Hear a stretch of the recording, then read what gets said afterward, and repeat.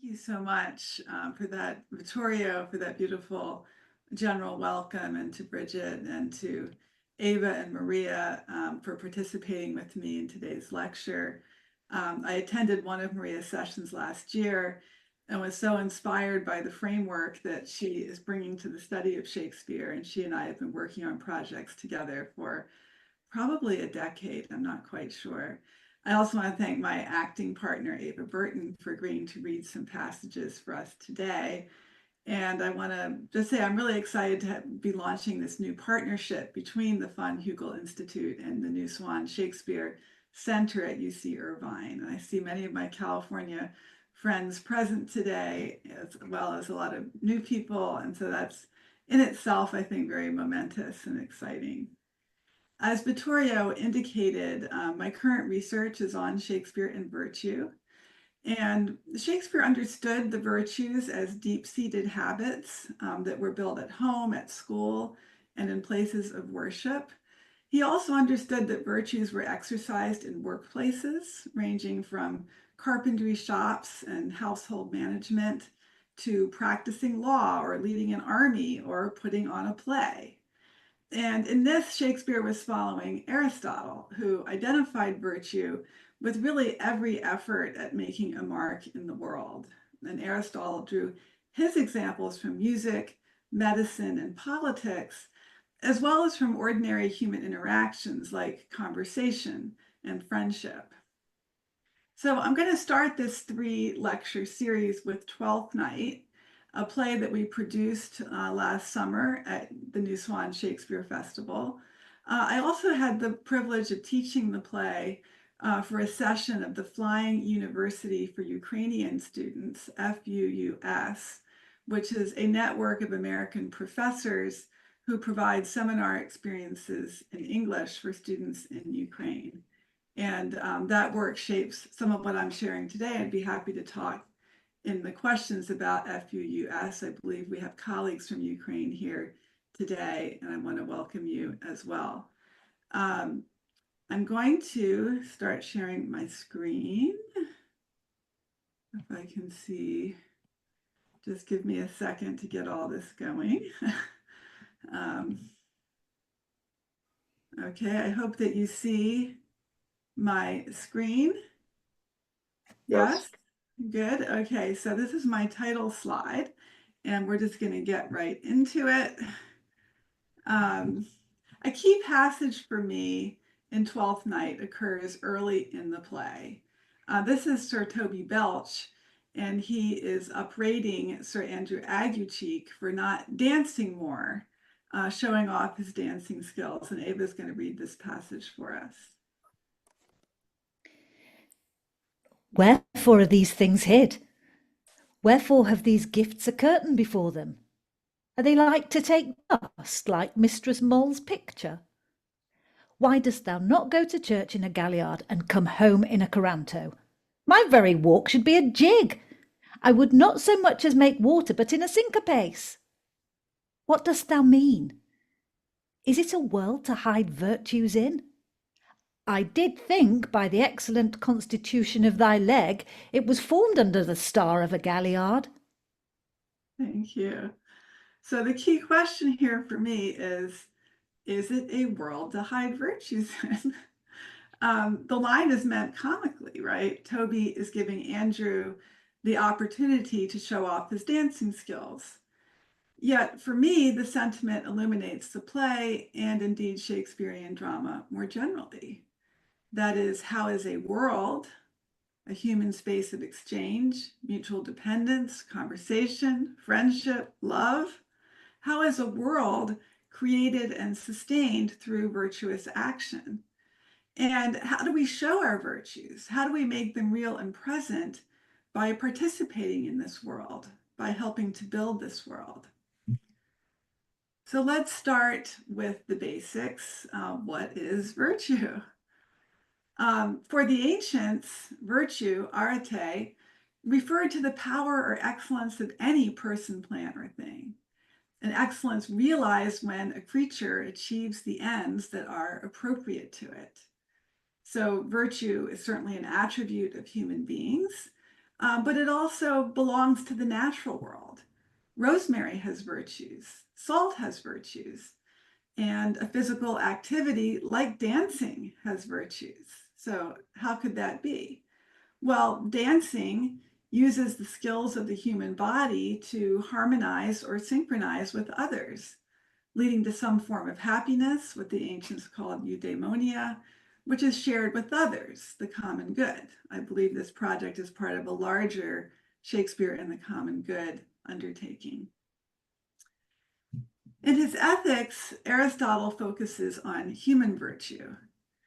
And for him, the essential rhythm of virtue is the movement from potential, what he calls dunamis, the origin of our word dynamic, into actualization, what he calls energia, the origin of our word for energy. So virtue is really very simple. It's about actualizing what is potential. Such actualization takes place in relationship to a goal, a telos, and through a particular outcome or activity, an ergon, a work, a deed. So to take Sir Toby's example of dancing, the telos might be to dance well, to achieve something beautiful in concert with others, whereas the ergon is the dancing itself, the making it happen in real time.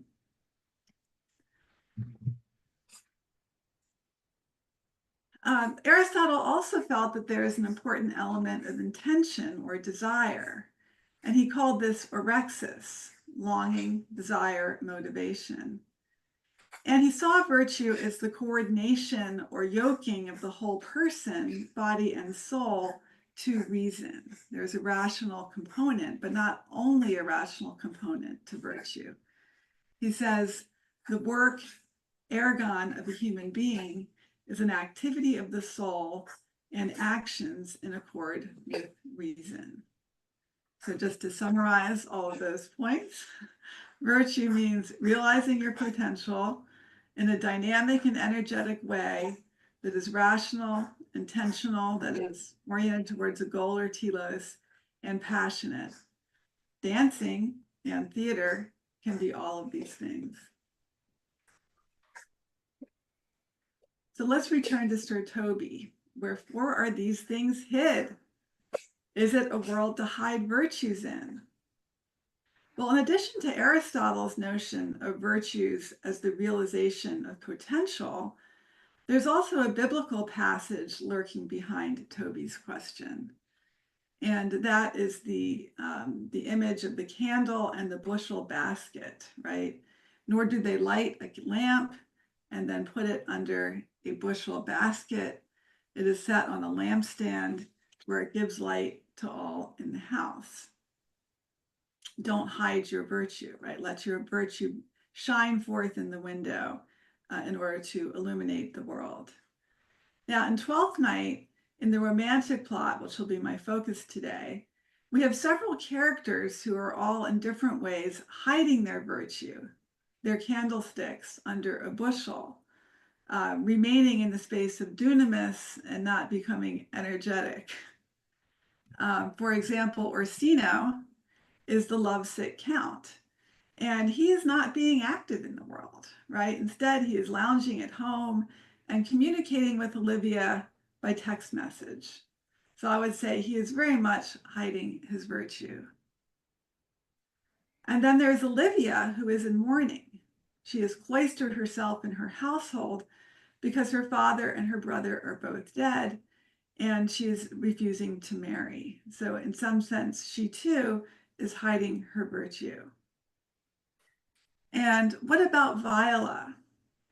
Viola's role in the play is really to light the candles of Orsino and Olivia, to help them shine by shining herself. And in this, we could compare her to the shamash or helper candle in the middle of the Hanukkah menorah. You light that one first, and then you use it to light the other candles. But Viola is in disguise. And so one of the questions I think the play poses is, can you light up the virtues of others if you are in hiding? How can you shine from within the disguise? In order to broach these questions, I want to turn to two specific virtues, courage and hope. And we're going to start with courage, which is one of the four cardinal virtues in ancient philosophy. And it comes up very early in the play. I'm going to have Ava read both these parts. This is at the top of Act 1, Scene 2. What country, friends, is this? This is Illyria, lady. And what should I do in Illyria? My brother, he is in Elysium. Perchance he is not drowned. What think you, sailors? It is perchance that you yourself were saved. Oh, my poor brother, and so perchance may he be.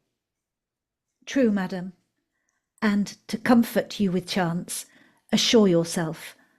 After our ship did split, when you and those poor number saved with you hung on our driving boat, I saw your brother, most provident in peril, bind himself, courage and hope, both teaching him the practice, to a strong mast that lived upon the sea, where, like Arion on the dolphin's back, I saw him hold acquaintance with the waves so long as I could see.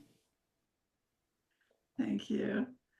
So there's a lot to talk about here, but I'm going to zero in for the purposes of our discussion on courage and hope, right? Courage and hope, both teaching him the practice.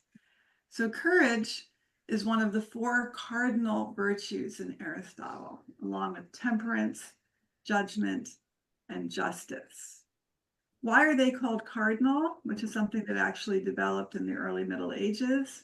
Well, cardinal means hinge, and the virtues are cardinal because they are unified, hinging upon one another and composing a whole that gathers within it many other virtues in a dynamic ensemble of capacities. Of these four, courage functions at the furthest remove from reason, because there is something visceral and bodily about courage. We often draw upon courage in situations of duress, of danger. And judgment of the four is the closest to reason, being largely a cognitive or intellectual virtue. So what is courage? Plato and the Stoics tended to identify courage with fortitude and greatness of soul, right? That would be the ability to control one's passions and exercise forbearance in the face of hardship.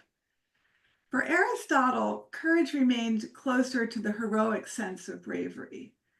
And Shakespeare embraced both senses of courage in this play, as I'll show in a bit. But right now I want to focus on Aristotle.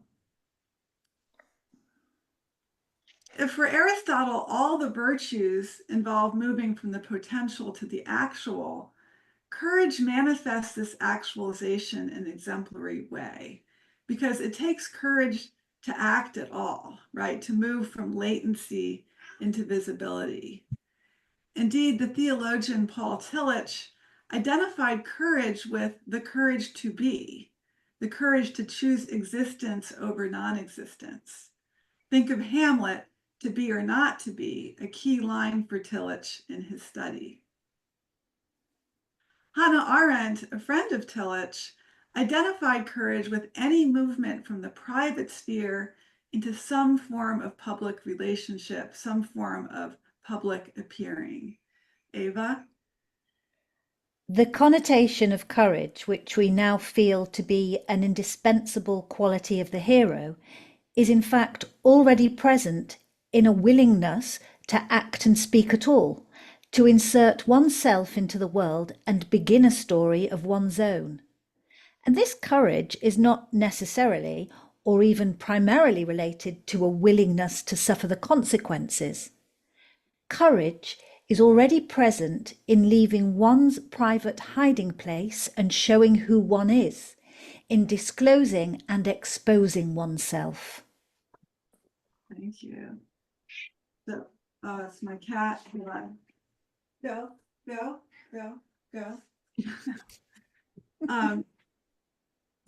So what is Arendt saying here? Well, what she's saying is that courage is involved whenever we move out of our comfort zone into some space of risk, out of our mere potential for action and into action as such. Courage can involve physical danger, but it can also simply mean speaking up, showing up, being present, like I am doing today. So what about Sebastian? Sebastian is courageous in the heroic sense, right? He is brave and physically skilled, and his whole person, body, soul, reason, responds to the situation of danger. He marries instinctive courage to rational prudence, demonstrating the unity of the cardinal virtues. Seeing a strong mast, right, a piece of the ship that lived upon the sea, he binds himself to it, and holding acquaintance with the waves, he engages in a conversational give and take with the sea that gets him partway to shore. And that mast goes back to Odysseus, who, when his ship was destroyed in a tempest, builds a raft from bits of the broken vessel. And I had surfing in my title because I'm from California. This is how surfers ride the waves. In the words of my philosophy colleague, Aaron James, who's both a surfer and a philosopher, whatever is happening, the surfer has to sense it and adapt before the waves curl passes one by. But the captain also talks about hope. He says courage and hope led Sebastian ashore. So hope for what? Well, this must mean hope that his twin sister Viola has survived, and that it's not simply his own survival, which is at stake in courage, but also the survival of one that he loves, his sister, which is involved in hope, that helps him have that providence in peril to make his way to shore. So hope is not one of the four cardinal virtues discussed by Aristotle. Hope was not really conceived of as a virtue by the ancients. Hope is a theological virtue in the Christian tradition, along with faith and love or charity. So if you think about the 7 virtues in medieval Christianity, it's the 4 cardinal or classical virtues plus the 3 theological virtues. And you'll see them in paintings and statues all over Europe. This is from St. Paul, who identifies the 3 together. Now abideth faith, hope, and charity, these 3, but the chief of these is charity. Hope is forward-looking and upward yearning, as you can see in this beautiful painting by Giotto, where the angelic virtue reaches upwards towards an unknown future.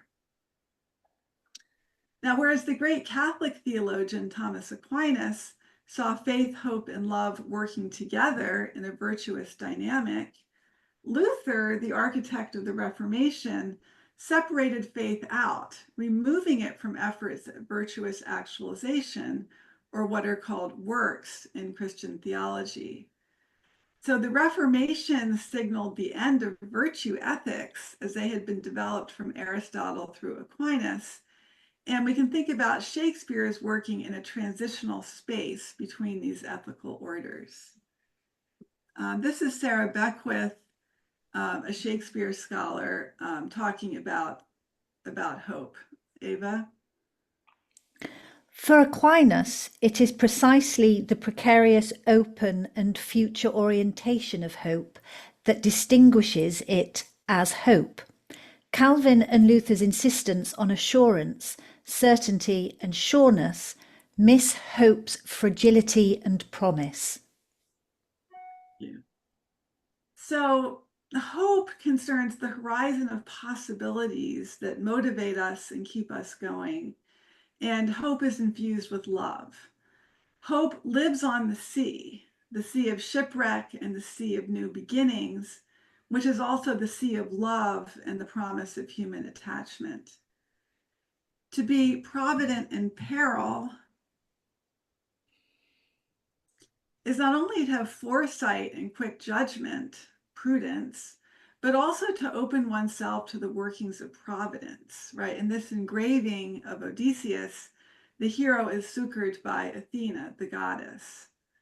And so what is providence? Well, providence is a view of the cosmos as amenable to human projects and hence capable of becoming a partner in the effort of survival. That's a kind of broad ecumenical definition of providence, if you will. Hope can support active courage, as it does for Sebastian, but it can also support a more expectant kind of fortitude, right? I said earlier that courage can be bravery or it can be fortitude, as it does for Viola. And here's what she says to the captain in this scene. Ava?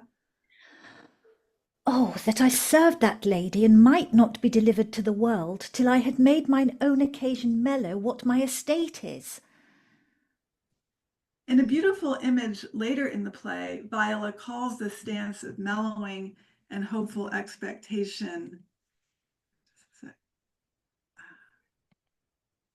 patience. She says, patience on a monument, smiling at grief. The image is derived from grave monuments like this one and combines the virtues of fortitude, patience, and hope. Now, for Sebastian, ultimately the mast will not be enough. He is saved by Antonio, a pirate who falls in love with him, just as the captain has assisted Viola. So in these twins' trips to shore, love conjoins with hope, courage, and prudence, an ensemble of virtues that is also a dance of persons and environments. Let's return now to the larger action of the play and the courage required to actualize virtue in characters who are, in different ways, hiding their potential under baskets of loneliness, uncertainty, and grief. In our pirate-themed production at UC Irvine this summer, we cast Olivia as a lighthouse keeper, a beacon of love and hope to others, but also isolated in her tall tower from the community through her grief. Now, Viola, dressed as Cesario, visits the lighthouse in order to court Olivia on behalf of Orsino, with whom Viola has fallen in love. And this is one of the greatest scenes in Shakespeare as well as in this play. And Ava is going to read both parts.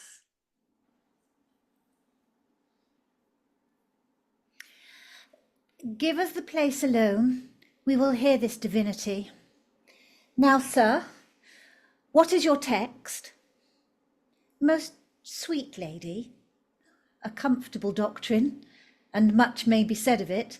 Where lies your text? In Orsino's bosom. In his bosom? In what chapter of his bosom? To answer by the method, in the first of his heart. Oh, I have read it. It is heresy. Have you no more to say? Good madam, let me see your face. Have you any commission from your lord to negotiate with my face? You are now out of your text, but we will draw the curtain and show you the picture. Look you, sir, such a one I was this present.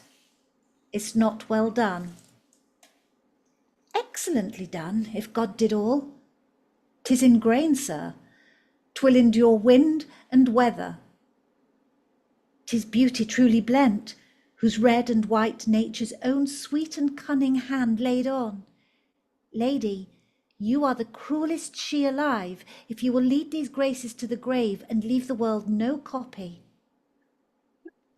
Thank you. So the key moment here for me is Olivia's unveiling, and I really appreciate it. I hope that you saw that Ava came into the scene with a veil and then unveiled here.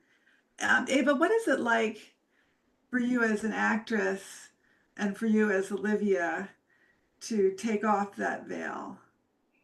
Even though I've been sitting here without a veil on, um, up to now, just putting the veil on for a few moments and then taking it off feels very freeing. Just having had it on just for a moment, it feels revealing and freeing all at the same time. That's wonderful. And do you think it takes courage for Yes, Olivia yes, it and did for feel a you? little brave. Yeah, there's a sense of real risk, right? For you putting it on But and then taking it off, and for Olivia revealing herself. She has been cloistered. She uses the word cloistress, or the word cloistress is used of her in the play to talk even, about this enclosure. Yes, go ahead. sorry, even though that she has put this on herself, to be veiled and secluded, yes, it does feel like courage from her to that she's going ahead and taking it off. That's beautiful. Yes. So there's a sense of like real risk here.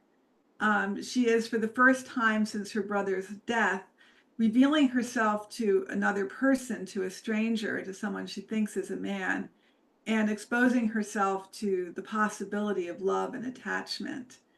And when she says, "Is it not well done?" after she takes it off, she's comparing herself to a painting that would be under a curtain, except at moments of holiday or hospitality. When she asks, "Is it not well done?" right, that's a real question. And it's perhaps a real question to actors too. Did I do it well? Am I making this work? Is this happening? Right? Am I realizing this part? Am I bringing this part out of its latency, its dunamis, into its energia, right? Its energy. So there's real uncertainty there. And I think it's a beautiful example of what Hannah Arendt was saying in that passage, that there is courage in leaving one's private hiding place and showing who one is, right? Because that's what Olivia is doing, right? She's come out of hiding. She started to give birth to herself, right? Twelfth night is the feast of the Epiphany. It's a feast that celebrates a birth and also a showing and appearing.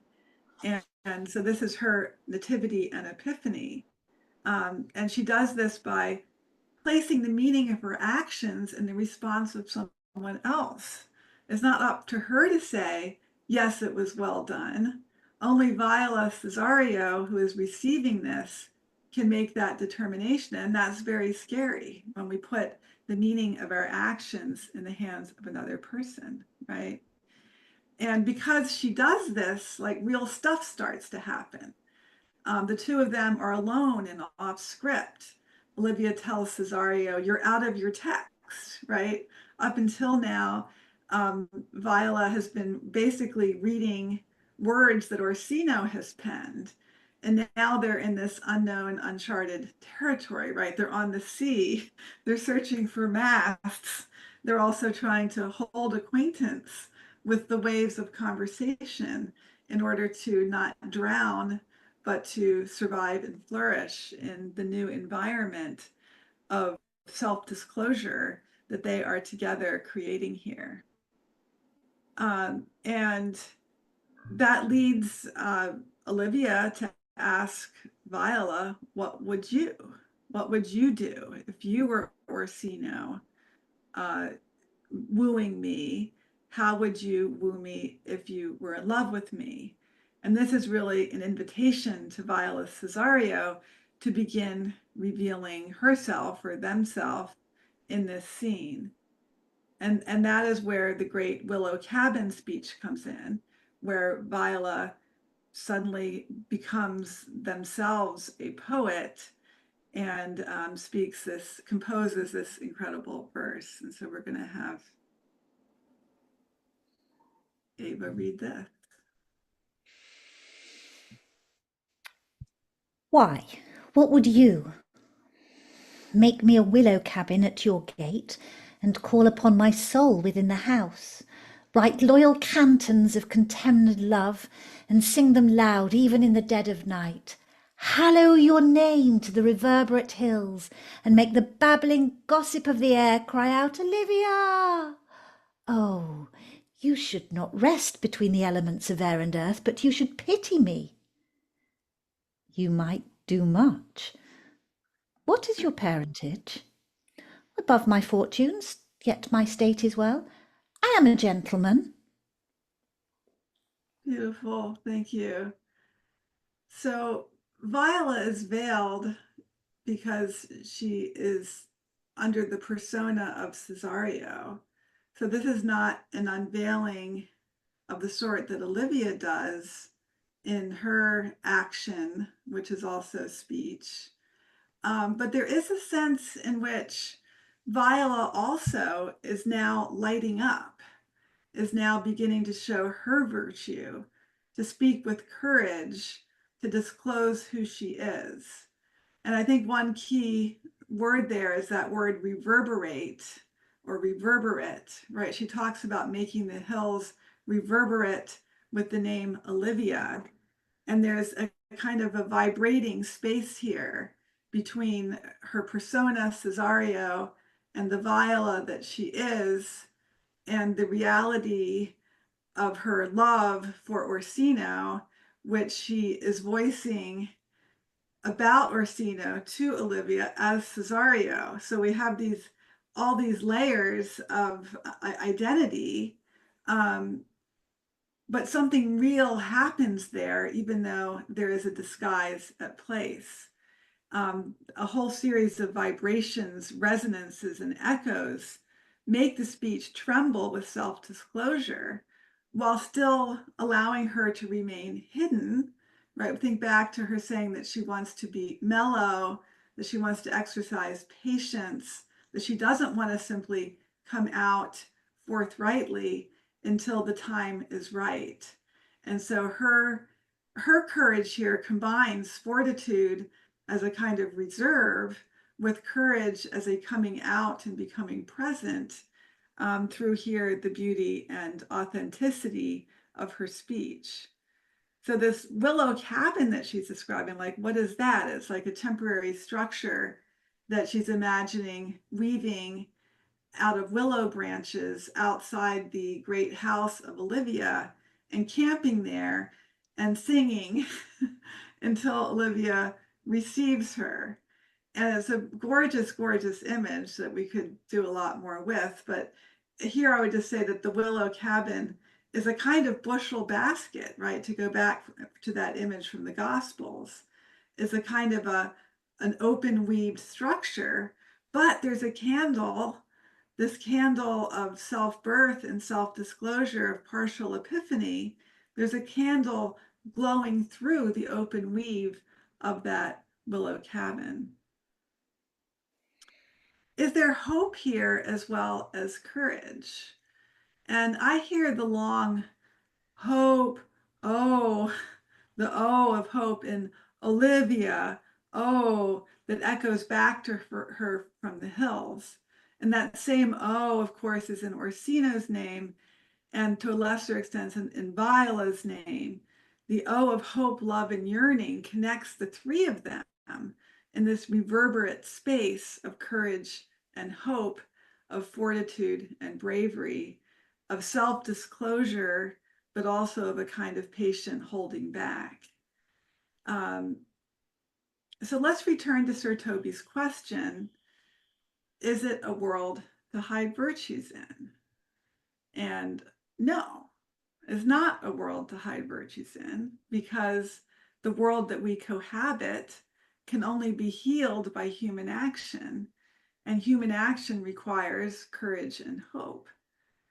But there's also a little bit of a yes, because virtue sometimes does mean leaning back before leaning in, by letting events mellow, as Viola puts it. And patience and fortitude are part of virtue too. So I'm going to end my formal comments there.